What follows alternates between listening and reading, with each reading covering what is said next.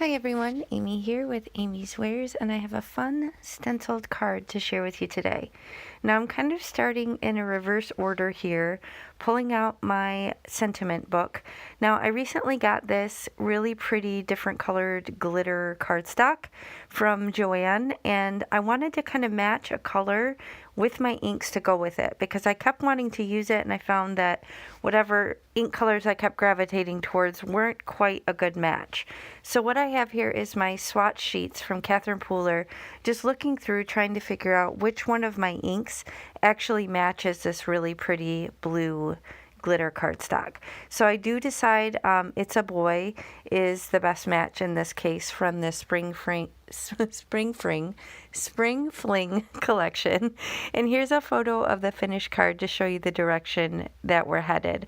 I did also use a darker glitter cardstock from that same paper pad, and I'll link that if I can below. But I'm using this new to me stencil. It's one of the Colorful Life designs, and I'm just grabbing that It's a Boy. Now, I can't remember if the It's a Boy is one that was swapped out with a slightly different color.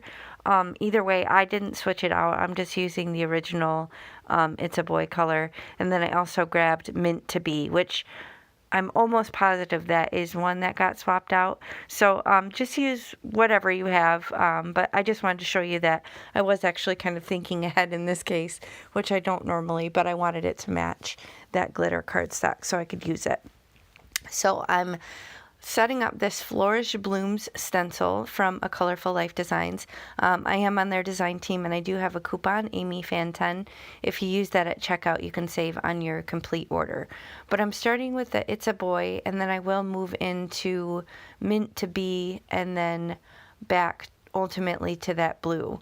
But you'll see here, I do end up kind of changing directions after I, stick my finger right in the ink pad because I'm a picture of grace. But I do initially think that I want to fade it off to white at the top of the card base, and you'll see what I end up changing as I move along. So I'm using my really heavy duty magnets that came, I purchased them from the same company as my new magnetized glass mat. It's from Glass Board Studios, and I do also have a coupon for them. I'll link that in the video description box below, but that's Amy's Wares 20. You'll get 20% off their shop if you want to shop for one of these magical glass mats.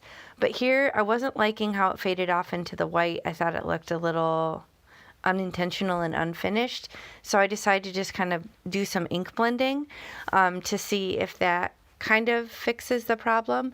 And I'm also kind of toning down the white spots by ink blending off from the bottom as well, and I'm still not liking it, so I'm debating here, and then I decided to just get the stencil back out and line it back up and then kind of complete the ink blending. So I kind of thought it would look one way in my head, but wasn't really pleased. This is no problem to line back up. As you can see, I'm not even using pixie spray on this one. I was a little iffy on this one. I was kind of debating on whether I would need pixie spray, but if you kind of pay attention to the connection points on the stencil that you're using, and assuming it doesn't have like long line slats that will move around on you, a lot of times you don't even need a temporary fixative. So here I like it a lot better. I'm still coming through and toning down the white, and then that kind of finished the look of the front of the card. Now I decided to continue on some very subtle ink blending on the inside of the card, so I just opened up the card base, and then I'm just going to use some of the residual ink, just very light-handed, just to add a little bit of continuity onto the inside of the card. So this is a way to kind of, take your card to the next level. It doesn't take much time. If you do it nice and light-handed, it's not really going to get in the way of the area where you're going to write to your recipient, but it just is a way to kind of step it up just a little bit if you want to, but of course totally optional. And I'm just using my stamp chamois to just wipe the little bit of ink off of the stencil. Really easy to do, and I'm going to set that aside and go on to the next step. So I'm going to get my sentiment book back out. I'm excited to use these glitter die cuts that I made the other day. I actually, while I had Mary Kay in town, the owner of A Colorful Life Designs, we sat back and kind of die cut a bunch of stuff out with these pretty glittery sheets of cardstock.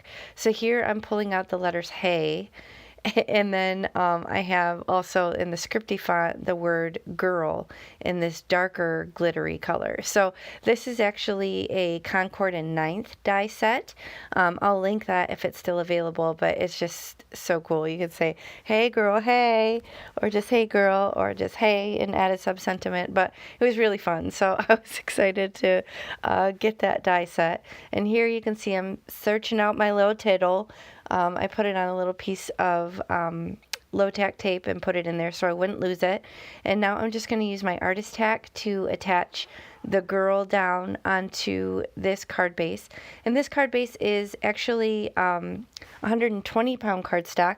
I ran out of my Neenah Classic Crest, and so I've been using Accent Opaque, which I did get from Amazon. I know it's a little hit or miss in terms of availability, so I'll link it in the video description box below. I don't know if it's actually available right now, but it's a nice, cheaper alternative to Neenah Classic Crest, and I think it's actually even a little bit more bright white. So I'm kind of liking how that looks with that black letter. I could have actually just used that, but you can see I'm actually just going to use it as a template so that I can line up these letters nice and straight, because otherwise I'd probably do them all cockamamie and it wouldn't look great. So if you have something like this and you want to make sure you line it up straight, then keep a template of it die cut out, and then you can make sure that you get it lined up well.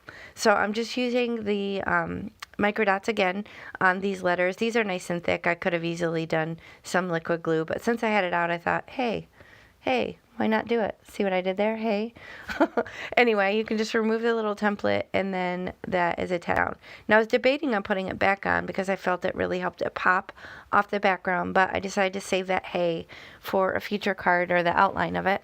And then here I have this rando marker. I have no idea what it is, so I probably can't link it, but I just wanted a slightly darker blue, and I ran it along the right edge of these three block letters just to kind of help it pop off a little bit off the background, just because it was a little bit too masked in similar in colors. So in person you can absolutely read it, but I just want to give it a little something extra. So if you ever find that your die cuts don't stand off enough on the background, some options are obviously doing this with a darker color. You can do it with any marker or Sharpie or Copic. Just make sure you use something that isn't going to kind of seep through your card base, because you don't want that.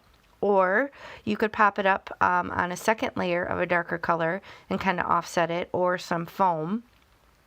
Or finally, you could actually pop it up on a little piece of vellum, and then it'll help it kind of stand off the background a little bit. So here I have some little resin droplets, and I'm just going to put down some liquid glue, and I have my jewel picker, and I'm going to put a smattering of those on the front of the card. So these look like water droplets. They're some of my favorite embellishments. I don't know this exact brand. I do have some from various different places, but I'll link something comparable in the video description box below. So any of the products that I use that are available will be below if you expand and scroll down. And do be sure to check out the shop at A Colorful Life Designs if you love stencils like I do. So I hope you enjoyed this. If you did, please hit the thumbs up and consider subscribing, and I appreciate you watching. I'll catch you next time. Bye.